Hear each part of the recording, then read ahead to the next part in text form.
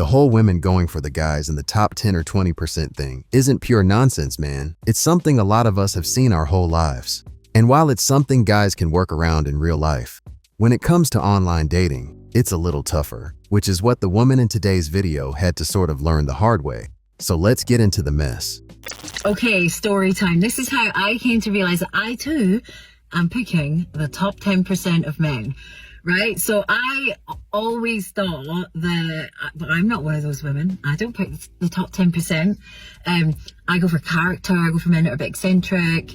And I don't know why, but I had this perception that that 90-10 thing was like happening in America.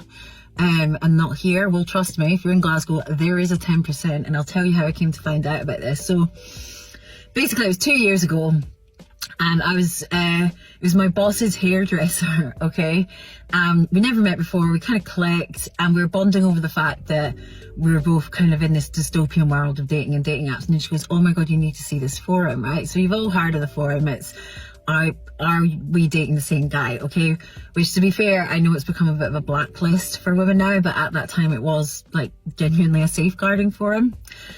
So anyway, she shows me this app. I'm not on Facebook. She's like, go and search for it, you might find someone that you know. And so I type in a name, right, and before this person's pictures come up, bearing in mind I've never met this woman before, she goes, "Oh, I know him, yoga teacher, has cats, he went out with my friend and another friend, total fuckhead," right? I was like, oh, okay.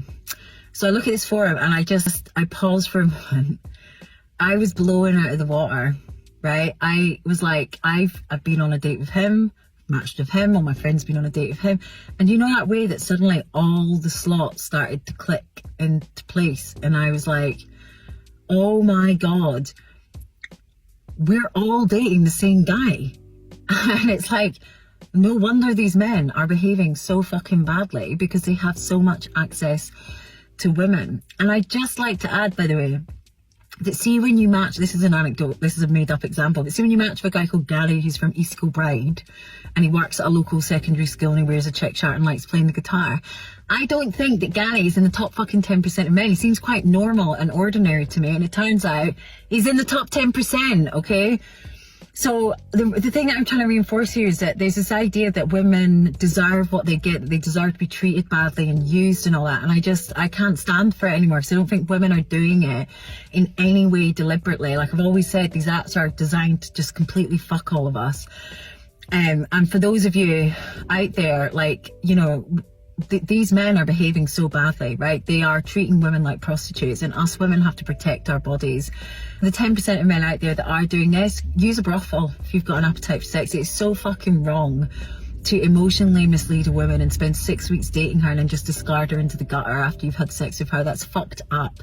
Stop treating every normal women like prostitutes. See? There is something to this top 10% or 20% thing, whatever those figures are. As I mentioned in a video I did previous to this, even if you think back to the days when you were in school, there were 1 or 2 guys who all the girls wanted or had a crush on.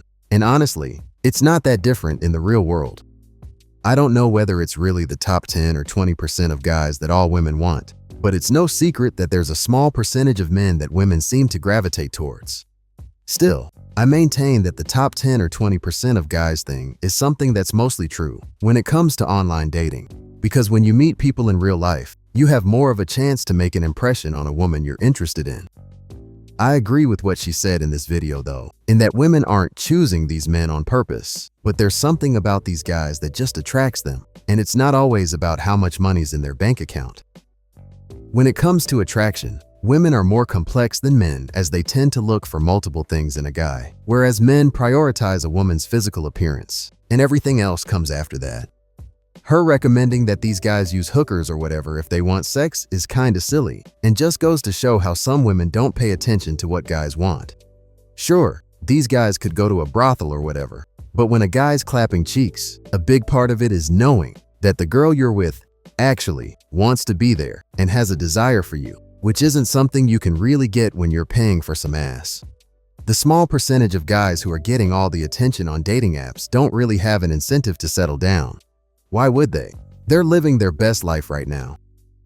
I'm not gonna say that women should be treated badly by these dudes they're hooking up with online, but they shouldn't expect them to want to settle down and give them the world either. If women don't want to get used and then tossed aside by these guys, they're going to have to be more aware of the game and stop being so quick to give in when a guy's able to make them feel a certain way. As you can expect though, people in the comments also had something to say about this, and the original creator actually responded to a few of them. You were doing so well. Then, that last 15 seconds where you put all the blame on these men, you lost it. Take responsibility. Stop dating fuckboys. I was trying to demonstrate precisely why women choosing fuckboys is in no way conscious or obvious, and why these apps are causing terrible experiences for men and women alike. I will defend men, but I can only speak from a feminine perspective when talking about personal experience. And I'm afraid there are a group of men out there behaving badly, and I think it's naive to think that isn't related to the modern age of the internet making sex and women very accessible to a small group of men. But this means you also have access to so many men. Clearly, this means women are also picking the wrong men, at least for you. I mean, you can only learn and self-reflect for sure. I'm not taking away my own personal accountability. I have made bad choices. But equally, I never got ghosted in my 20s, and I was never single. I've had some of the most negative dating experiences of my life since, and I do associate it with the digital age of dating. I think it's bringing out the worst in us, and statistics would suggest so too. After learning about the whole 90-10 rule, she actually decided to look a little deeper into things. So let's check out her follow-up video. Just a wee thought about that video that I just posted, which is about the 90-10 rule on apps, is that obviously this 90-10 rule is so glaringly obvious to men, right? Because the majority of men who are using apps are fully aware of the fact that they're not getting any matches or any dates. I think like the average guy now has to swipe something like 2,000 times just to get a coffee, which is wild and just so demoralizing. And of course, women can't see this 90-10 thing because women are getting matches and they are getting dates, but they are just so not aware of the fact that they really are dating this tiny concentrated pool of men. And of course, it's going to lead to more negative experiences. Like, these apps, man, they're just like, they're so fucked up, and they really do. They have to go. They have to go. Yeah, she's right. The average guy has to swipe right a crazy amount of times to get a match. And because their match rate is so low, their best bet is to just swipe right on everything and then see what sticks. Of course, this is the sort of thing that annoys a lot of women, but this is how the majority of guys have to play the game when it comes to online dating. Counter to what men experience on dating apps, it's obvious that women have their own struggle, which comes down to them not actually being able to find a guy who wants something more than a quick hookup. When women are matching with these guys in the top 10% and then go on to meet up, they really need to ask themselves, is this guy just trying to clap cheeks, or is he looking for something more? I feel like a lot of the time, if women really paid attention to how some men are moving when it comes to this online dating thing, they should be able to grasp what's going on around them. But that's about all for today, guys. It was just a quick one, but I thought it was pretty funny how this woman was sort of red-pilled about guys in the top 10 or 20%.